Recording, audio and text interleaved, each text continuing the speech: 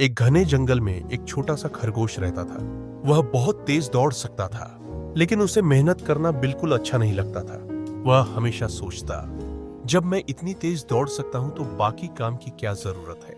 उसी जंगल में एक गिलहरी भी रहती थी। गिलहरी रोज सर्दियों के लिए मेवे और फल इकट्ठा करती रहती। खरगोश उसे देखकर हंसता और कहता, इतना क्यों दौड़ती हो? जब चाहे जंगल में बहुत सारा खाना मिल जाएगा।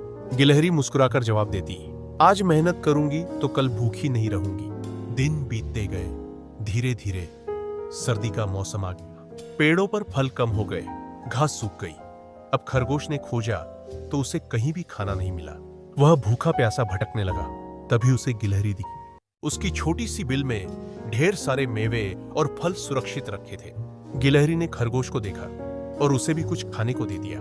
खरगोश बहुत शर्मिंदा हुआ और बोला, मुझे अब समझ आया कि सिर्फ तेज दौड़ना ही काफी नहीं, मेहनत करना भी जरूरी है। सीख, मॉरल, मेहनत करने वाले को भविष्य में कभी परेशानी नहीं होती। सिर्फ अपनी ताकत या चालाकी पर घमंड करना ठीक नहीं है।